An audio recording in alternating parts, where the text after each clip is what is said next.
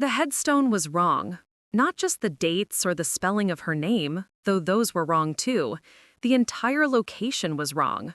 I stood in Section D, Row 12, Plot 47 of Riverside Memorial Gardens, staring at a granite marker that read, "Beloved Mother and Wife," under a name that wasn't Elena Castellanos, my mother's name. Before we jump back in, tell us where you're tuning in from, and if this story touches you, make sure you're subscribed, because tomorrow I've saved something extra special for you. The woman buried here was Margaret Thompson, died 3 months after Mom. Someone else's grief, someone else's flowers wilting in the October rain. But according to the funeral director who'd taken my call yesterday, this was where my mother was supposed to be. This was the plot I'd paid for in cash, $2,400 I'd scraped together working double shifts at the diner while Mom fought cancer for 2 years. 3 weeks had passed since the funeral. 3 weeks of sleepless nights and that hollow ache that follows you everywhere after you lose the only person who ever really knew you. I'd finally worked up the courage to visit Mom's grave, to sit with her and tell her about the job interview I'd bombed because I couldn't stop crying, about how her favorite coffee mug still sat unwashed in the sink because touching it felt like losing her all over again. Instead, I was standing in a stranger's sacred space, holding wilted daisies and feeling like the world had tilted off its axis, again. I pulled out my phone and called Hartwell Funeral Services for the 3rd time in 2 days. The same receptionist answered with that practiced sympathy voice they must teach in mortuary school. "Miss Castellanos, as I explained yesterday, our records clearly show your mother was interred in Section D, Row 12, Plot 47. Perhaps you're looking in the wrong area."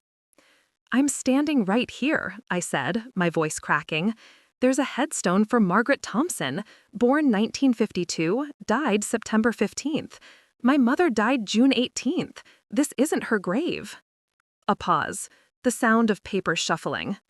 "Let me transfer you to Mr. Hartwell." The funeral director's voice was smooth as silk and twice as slippery. "Miss Castellanos, I understand your confusion, but I personally oversaw your mother's service. Beautiful ceremony, by the way. Very moving eulogy. Your mother was laid to rest exactly where you purchased the plot." "Then where is she?"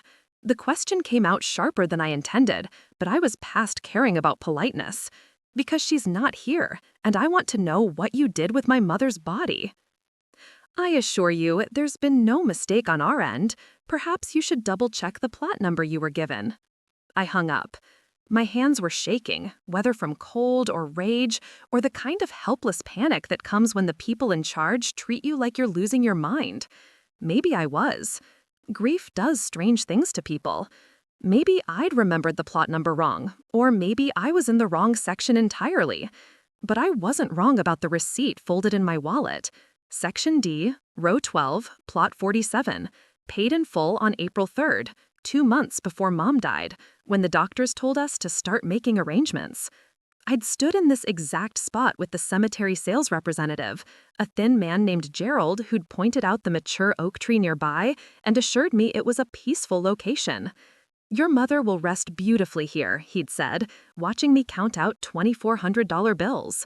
Cash only, because my credit was shot and banks don't loan money to waitresses with sick mothers and medical debt that could choke a horse. I walked the entire cemetery that afternoon, reading headstones until my eyes burned. Elena Castellanos wasn't in Section A with the older graves from the 1940s. She wasn't in Section B with the military veterans. She wasn't in Section C, where the ground sloped toward the creek. And she definitely wasn't in Section E, where the plots cost twice as much because of the view of the mountains. By sunset, I'd covered every inch of Riverside Memorial Gardens, and my mother was nowhere to be found. That night, I sat at our kitchen table with every piece of paper from the funeral spread out in front of me. The death certificate, with her full name, Elena Maria Castellanos, aged 58, cause of death, complications from pancreatic cancer. The receipt from the cemetery for plot D1247. The contract with Hartwell Funeral Services for a basic service with burial. The itemized bill showing every charge, from the casket to the death notices in the newspaper. Everything looked legitimate. Everything added up. except my mother wasn't where she was supposed to be. I called my older brother Carlos in Phoenix. We'd barely spoken since Mom's diagnosis, when he'd made it clear that flying back to help wasn't in his budget or his schedule. His wife answered, her voice tight with the kind of politeness that meant she hoped I'd hang up quickly. "Isabella, honey, Carlos is at a work dinner. Can this wait until tomorrow?" "They buried Mom in the wrong place," I said without preamble. "I can't find her grave." A long pause. "What do you mean you can't find it? Didn't you arrange everything?" "I arranged everything. I paid for everything. And now she's not there." "Are you sure you're looking in the right place? I mean, you've been under a lot of stress." There it was, the same tone everyone used when they thought grief was making me irrational. The same tone the funeral director had used. The same tone I'd been hearing for weeks whenever I mentioned that something didn't feel right about Mom's service. "I'm not confused, Linda. I'm not having a breakdown. I'm standing in the plot I paid for, and someone else is buried there." "Maybe you should call the cemetery in the morning. I'm sure they can sort this out." I'd already called the cemetery. I'd called 3 times. They kept insisting their records were correct and implying I was the problem. After I hung up, I sat in the dark thinking about the last conversation I'd had with Mom before she died. She'd been in and out of consciousness for days, but she'd grabbed my hand with surprising strength and whispered, "Don't let them push you around, mija. You're stronger than they think." She'd been talking about the medical bills, the insurance companies, the endless phone calls with people who treated our desperation like an inconvenience. But sitting there with all those funeral documents, I heard her voice differently, like she'd known something I didn't, like she'd been preparing me for a fight I didn't see coming. The next morning, I called in sick to work and drove back to Riverside Memorial Gardens. But instead of going straight to Section D, I parked in front of the administrative building and asked to speak to the groundskeeper. "That would be Murphy," the secretary said, not looking up from her computer. "He's been here longer than anyone, probably out by the maintenance shed." I found Thomas Murphy replacing sprinkler heads near the garden section. He was exactly what you'd picture when someone says groundskeeper. Weathered face, calloused hands, work boots that had seen decades of service. When I introduced myself and explained why I was there, he straightened up and really looked at me. "Elena Castellanos," he repeated slowly. "Dark hair, about your height, fought the cancer for a long time. You knew her?" "I know all the families that come through here, especially the ones who visit during the arrangements. You were with her when she picked out the plot, weren't you? April, I think it was." Preparing and narrating this story took us a lot of time, so if you are enjoying it, subscribe to our channel. It means a lot to us. Now back to the story. My heart started racing. "You remember?" "Course I remember. Your mama was particular about the location, wanted to make sure it wasn't too close to the road, too far from the parking area.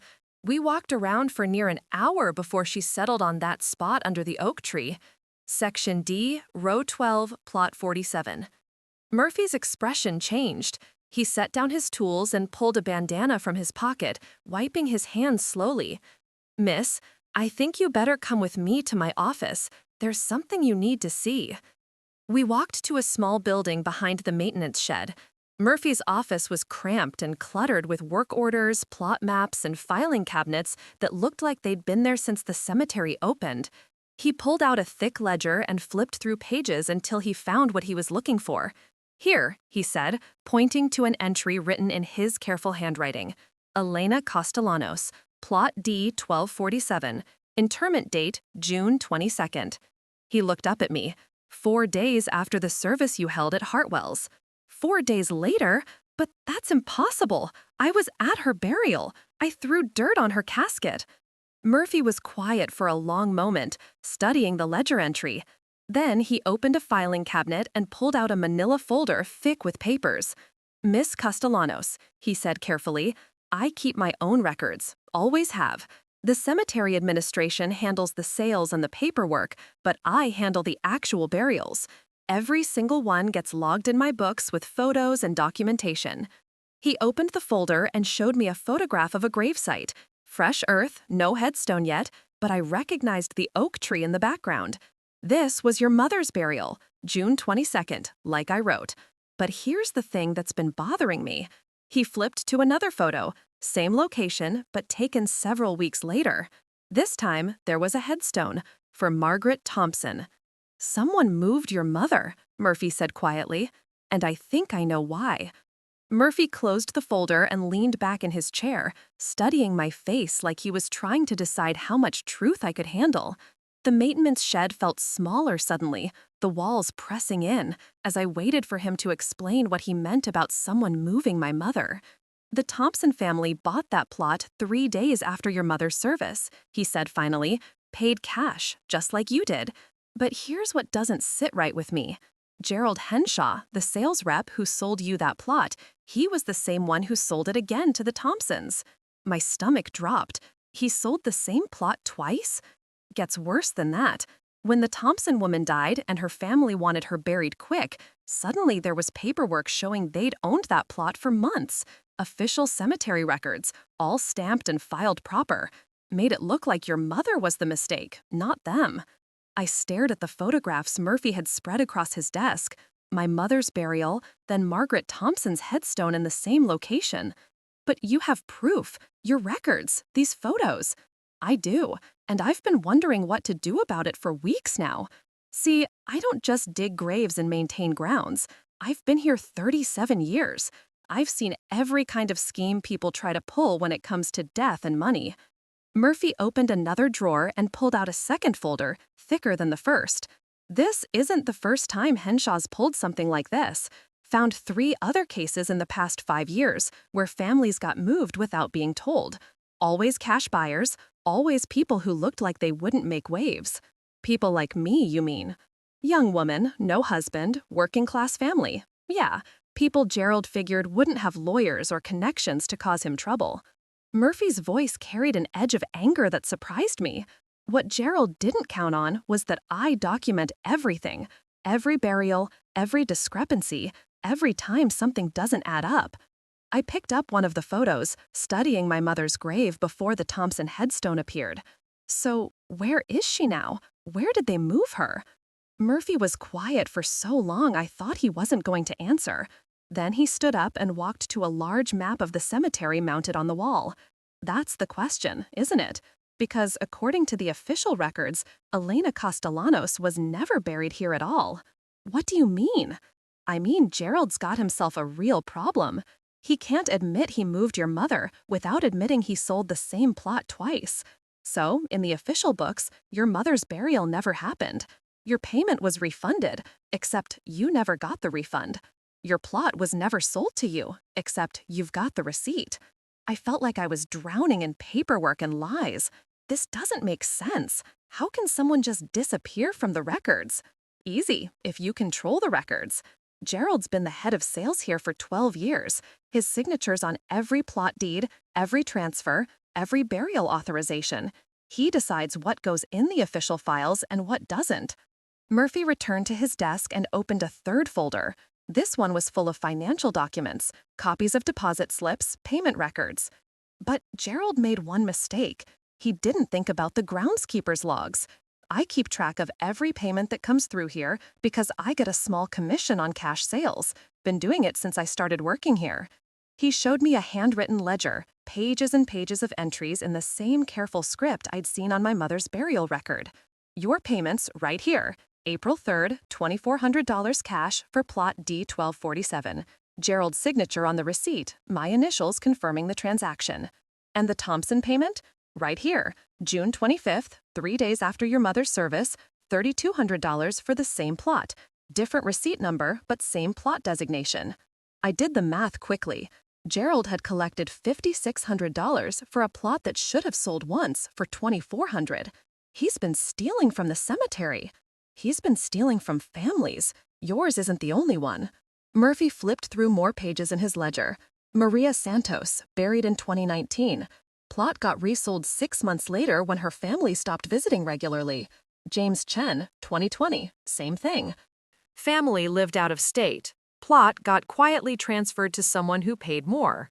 The scope of it was staggering. How many people? That I can prove? 7 families over 5 years. That I suspect? Probably twice that many. Murphy closed the ledger and looked at me directly. Question is, what do you want to do about it? I thought about my mother's voice in those final days, telling me not to let them push me around. I want to find where they put her, and I want Gerald Henshaw to pay for what he did. Finding your mother's going to be the easy part. Gerald's been moving bodies to Section F, the old part of the cemetery, where the plots are cheaper and the families don't visit much anymore. He's got an arrangement with the funeral home. Hartwell Funeral Services knows about this? Murphy nodded grimly. Old man Hartwell died 2 years ago. His son took over, and let's just say the new management's more interested in profit margins than proper service. Gerald kicks back a percentage of his extra sales, and Hartwell handles the actual moving when families aren't paying attention. My hands were shaking again, but this time it was rage, not grief. They moved my mother's body for money. They moved her body and tried to erase her existence.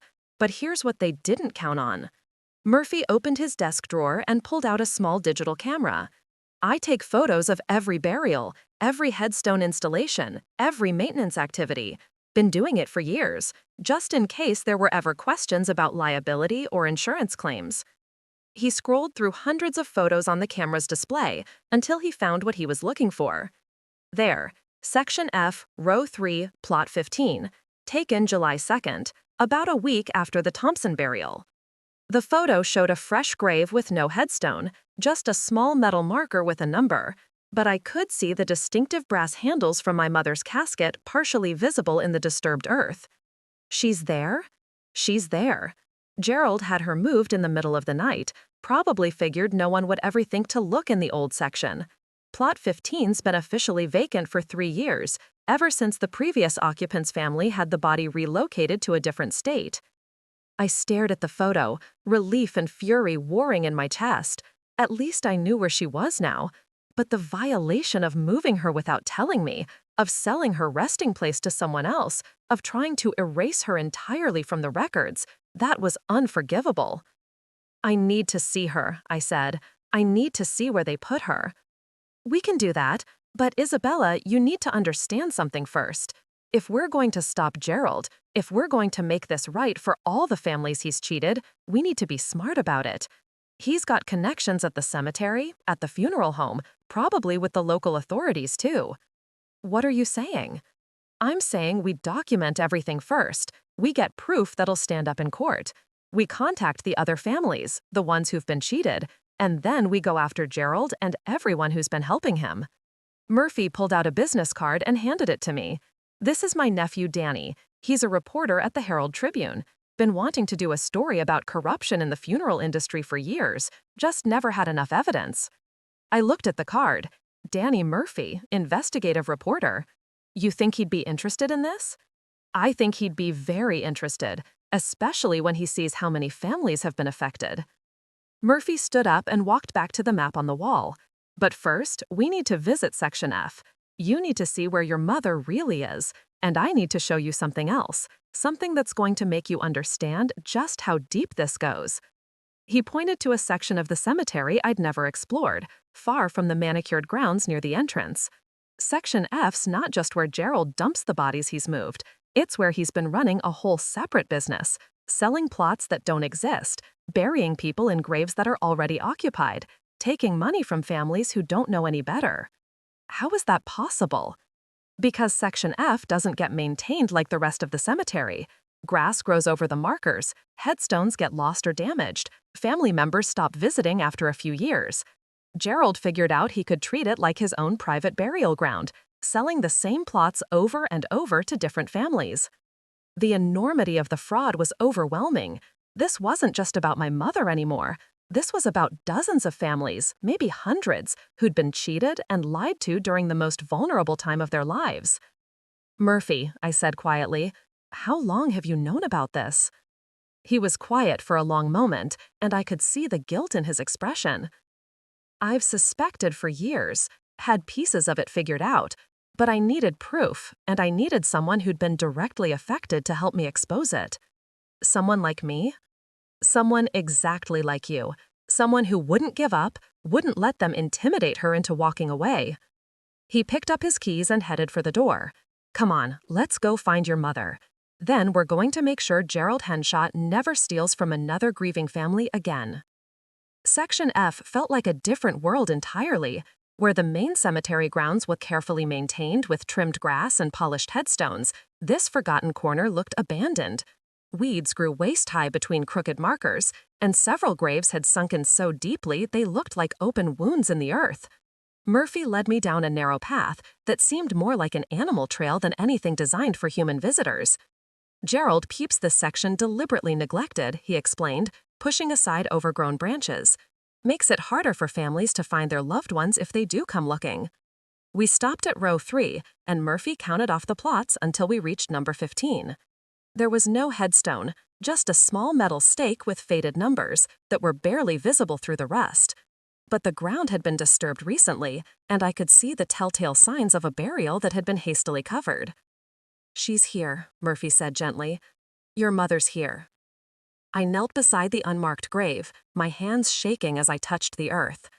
All those weeks of not knowing where she was, of feeling like I'd failed her even in death. "I'm sorry, Mama. I'm so sorry they did this to you." Murphy gave me a moment before he spoke again. "Isabella, there's something else you need to see while we're here." He walked to a grave 3 plots over, where the ground was even more disturbed. "This is where Maria Santos was supposed to be buried. Her family paid for a plot in Section C, but Gerald moved her here too." He showed me his camera, scrolling to photos from 2019. "Maria's daughter lives in California. She only visits once a year, around the anniversary. Last time she came, she spent 2 hours looking for her mother's grave in Section C before she gave up and left. The cruelty of it hit me like a physical blow. She thinks her mother's lost. She thinks she's a terrible daughter who can't even find her own mother's grave. Gerald counted on that shame, that self-doubt." Figured she'd blame herself instead of asking questions. We spent another hour in Section F, and Murphy showed me evidence of Gerald's operation. Graves with multiple occupants, plots that had been sold to 3 different families, burial sites with no records at all.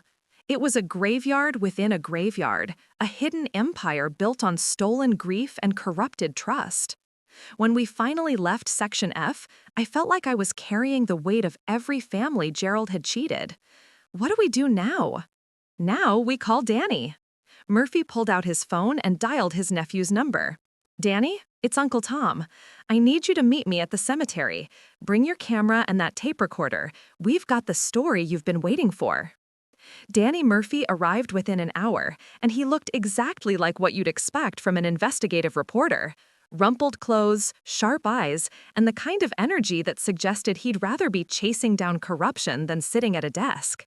When Murphy explained what Gerald had been doing, Danny's expression shifted from skepticism to outrage to professional focus.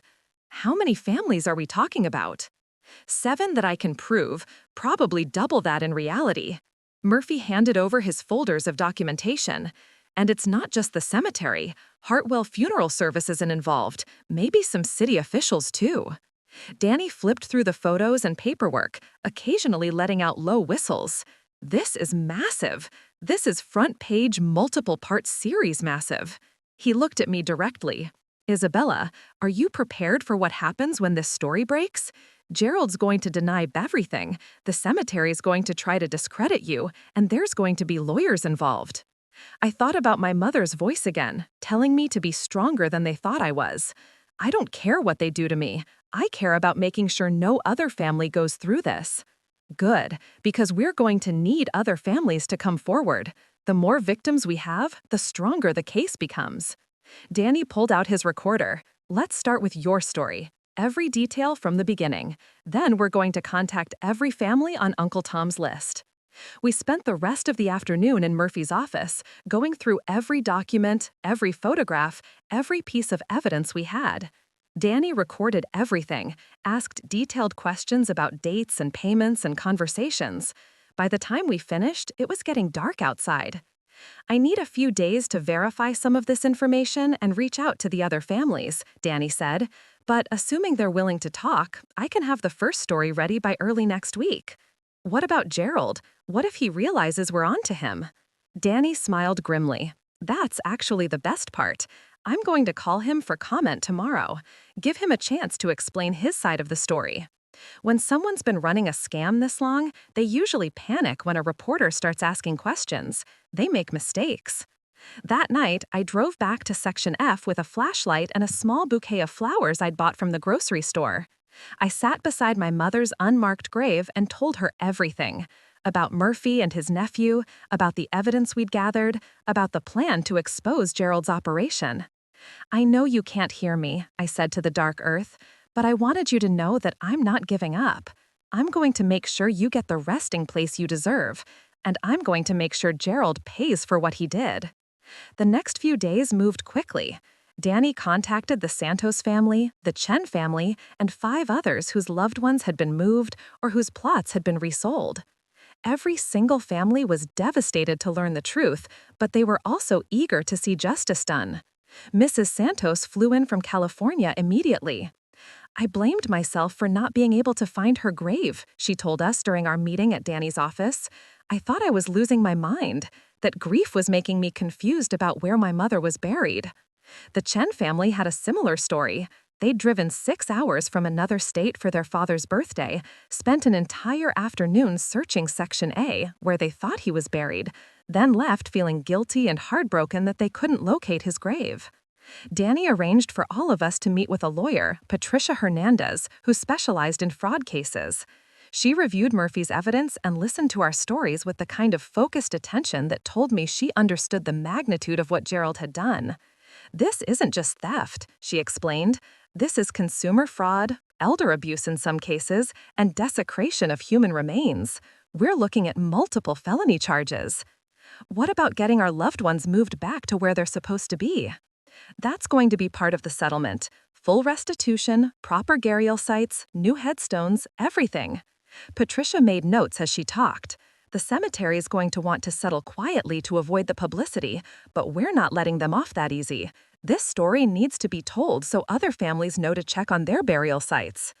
Danny's first article ran on a Thursday morning with the headline, "Local Cemetery Accused of Selling Same Plots Multiple Times, Moving Bodies Without Permission." By noon, the newspaper's phone was ringing constantly with calls from other families who'd had similar experiences. Gerald Hunshaw's response was exactly what Danny had predicted. He denied everything, claimed the families were mistaken about their plot locations, suggested that grief was making people confused and vindictive. But when confronted with Murphy's photographs and payment records, his story started falling apart. The cemetery's board of directors called an emergency meeting and immediately placed Gerald on suspension pending investigation. Hartwell Funeral Services issued a statement denying any wrongdoing, but announced they were conducting their own internal review. By Friday, the district attorney's office had opened a criminal investigation. The following Tuesday, I was back at Section F with Murphy, but this time we weren't alone. There were police investigators, crime scene photographers, and a team from the medical examiner's office. They were documenting every grave, every discrepancy, every piece of evidence that would be needed for the criminal case. "Isabella," Murphy said as we watched the investigators work, "your mother would be proud of what you've done here." I looked around Section F, which no longer felt like a forgotten wasteland, but like a place where justice was finally being served. She always told me to stand up for myself. I don't think she knew I'd have to stand up for her, too. Sometimes that's what love means, fighting for people even when they can't fight for themselves. 6 months later, Gerald Henshaw pleaded guilty to 17 counts of fraud and was sentenced to 5 years in prison. The cemetery paid out settlements totaling over $2 million to affected families. Hartwell Funeral Services lost their license and closed permanently. My mother was moved back to plot D1247 under the oak tree she'd chosen, with a beautiful granite headstone that read exactly what she wanted. Elena Maria Castellanos, beloved mother, fighter, teacher of strength. Mrs. Santos found her mother in Section C, where she belonged. The Chen family got their father properly buried with military honors in the veterans section. 7 families were reunited with their loved ones, and dozens more learned the truth about where their relatives were really buried.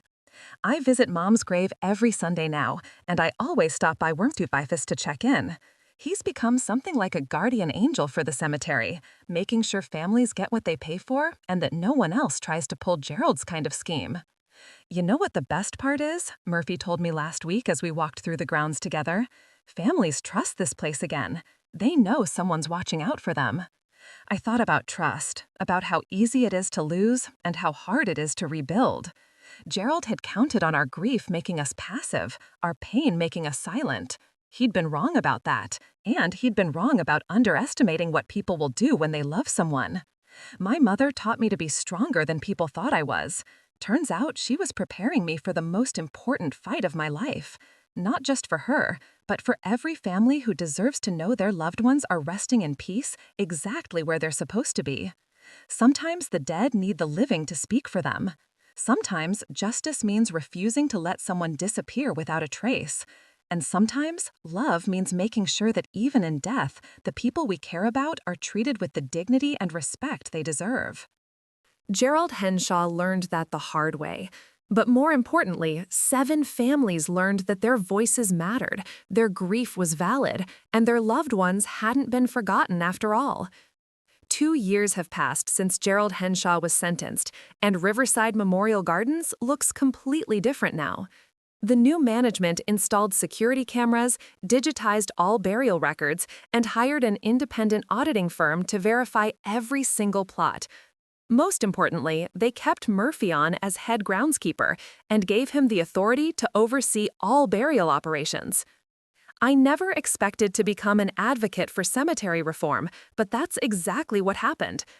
After Danny's series of articles won a state journalism award, other newspapers started investigating funeral fraud in their communities. Turns out, Gerald's scheme wasn't unique. Similar operations were uncovered in Florida, Texas, and Oregon. Families who'd been searching for missing graves suddenly had answers. The National Funeral Directors Association asked me to speak at their annual conference last spring. Standing in front of 800 funeral directors, I told them about finding Margaret Thompson's headstone where my mother should have been, about Section F and the families who'd been cheated, about the importance of transparency in an industry built on trust. When someone dies, I told them, their family is completely vulnerable. They're making decisions while they're grieving, often spending money they don't have, trusting professionals to handle the most sacred responsibility there is. That trust is everything.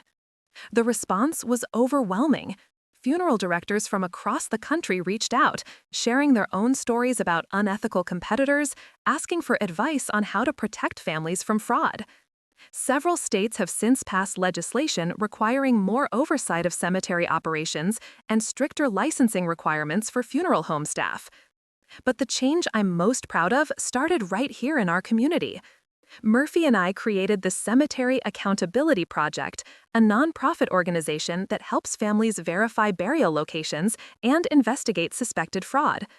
We've assisted over 300 families in the past 18 months, and we've uncovered 6 more cases of burial fraud in surrounding counties. Our office is in a small building downtown, donated by a local businessman whose father had been moved without permission by a different cemetery. Murphy works there 3 days a week, going through burial records and investigating discrepancies. I coordinate with families and maintain our database of verified burial sites. Last month, we got a call from Detroit. A woman named Angela Washington had been trying to find her grandmother's grave for 5 years. The cemetery insisted the burial had taken place, but Angela had searched every section multiple times. When she contacted us, Murphy recognized the pattern immediately. Same setup as Gerald's operation, he told me after reviewing Angela's documentation. Cash payment, plot sold multiple times, body moved to maintain the deception. We flew to Detroit and spent a week working with local authorities. Sure enough, Angela's grandmother had been moved to make room for a higher-paying customer. The cemetery administrator had been running his own version of Gerald's scheme for over a decade. Angela broke down when we finally located her grandmother in the equivalent of Section F, an overgrown corner of the cemetery where dozens of displaced bodies had been quietly relocated. "I thought I was going crazy," she sobbed. "I thought I was a terrible granddaughter who couldn't even remember where my own family was buried." That's the part of this work that never gets easier. Seeing the relief and grief and anger all mixed together when families finally get answers. Knowing that their self-doubt and guilt was manufactured by people who profited from their pain. Angela's case led to criminal charges against the Detroit Cemetery Administrator and restitution for 37 families. It also led to something unexpected. Angela quit her job as a social worker and asked to join our organization. She's now our Midwest Regional Coordinator, helping families across Michigan, Ohio, and Illinois. The Cemetery Accountability Project has grown beyond what Murphy and I ever imagined. We have volunteers in 12 states, a 24-hour helpline, and partnerships with investigative journalists who specialize in funeral industry corruption. We've helped pass legislation in 8 states and provided testimony for federal hearings on cemetery regulation. But success comes with challenges. The funeral industry pushes back hard against oversight and accountability. We've been threatened with lawsuits, had our funding sources pressured to withdraw support, and faced personal attacks questioning our motives. Last year, the National Cemetery Association hired a public relations firm to discredit our work. They produced a report claiming that burial fraud was extremely rare and that organizations like ours were scaring families unnecessarily. They accused us of exploiting grief for financial gain, despite the fact that all our services are provided free of charge. Their campaign backfired spectacularly when Danny Murphy, now working for a national news magazine, published an investigation showing that the same PR firm had been hired by tobacco companies and pharmaceutical manufacturers to attack their critics. The funeral industry's attempt to silence us only generated more media attention and brought in additional volunteers and donors. The personal costs have been significant too. Carlos, my brother, still hasn't spoken to me since Mom's case went public. He was embarrassed by the media attention, worried about how it might affect his career and finance. "Why couldn't you just let it go?" he asked during our last phone conversation. "Why did you have to make it into some crusade?" I tried to explain that it was never about revenge or attention. It was about making sure other families didn't have to go through what we went through. It was about honoring Mom's memory by fighting for people who couldn't fight for themselves. But Carlos couldn't understand why I'd chosen this path instead of moving on quietly. The loneliness of advocacy is something no one prepares you for. When you challenge powerful institutions, you lose relationships with people who prefer the comfort of not knowing about injustice. But you also build new relationships with people who share your commitment to truth and accountability. Murphy has become like a second father to me. At 71, he could have retired years ago, but he says the work keeps him young. "Every family we help is a victory over cynicism," he told me recently. "Every case we solve proves that ordinary people can make a difference." Danny won a Pulitzer Prize last month for his ongoing coverage of funeral industry corruption. His original series about Gerald's scheme has been expanded into a book that comes out next spring. He's donating a portion of the proceeds to the Cemetery Accountability Project. The legal battles are finally winding down. Gerald finished serving his sentence and was released 6 months ago. He works at a hardware store now, prohibited by the terms of his parole from having any involvement with cemeteries or funeral homes. Sometimes I wonder if he understands the depth of pain he caused, if he's capable of genuine remorse for what he did. Hartwell Funeral Services was purchased by a national chain that implemented strict ethical guidelines and oversight procedures. The new owners reached out to us asking for input on best practices for preventing fraud. It's encouraging to see industry leaders who view accountability as a competitive advantage rather than a threat. The most meaningful changes have happened at Riverside Memorial Gardens itself. The new management created a family advisory board that reviews policies and procedures. They installed digital kiosks throughout the cemetery where families can access burial records, plot maps, and maintenance schedules. Most importantly, they established an ombudsman program where families can report concerns without fear of retaliation. I serve on the advisory board, along with representatives from several of the families Gerald cheated. Mrs. Santos, who's become a close friend, chairs the Committee on Burial Verification. We meet monthly to review operations and ensure that the reforms we fought for are being maintained. Last week marked the 2nd anniversary of Mom's proper reburial. I spent the morning at her grave under the oak tree she'd chosen, telling her about our latest cases and the families we've been able to help. The stone is beautiful, exactly what she would have wanted, but what matters most is knowing she's finally resting where she belongs. After visiting Mom, I drove through Section F, which has been completely transformed. The overgrown weeds are gone, replaced by maintained grass and properly marked graves. Every displaced body has been identified and either returned to their purchased plots or given appropriate memorial markers with their family's approval. What was once a hidden graveyard of Gerald's victims is now a peaceful section of the cemetery where families can visit their loved ones with dignity. The work continues, and it probably always will. As long as there are people willing to exploit grief for profit, there will be families who need advocates. The Cemetery Accountability Project receives calls every day from people who suspect something isn't right about their loved one's burial, from families who can't find graves they're sure they visited before, from people who've discovered discrepancies in burial records. Each case is different, but the pattern is familiar. Vulnerable families, unscrupulous operators, and a system with insufficient oversight.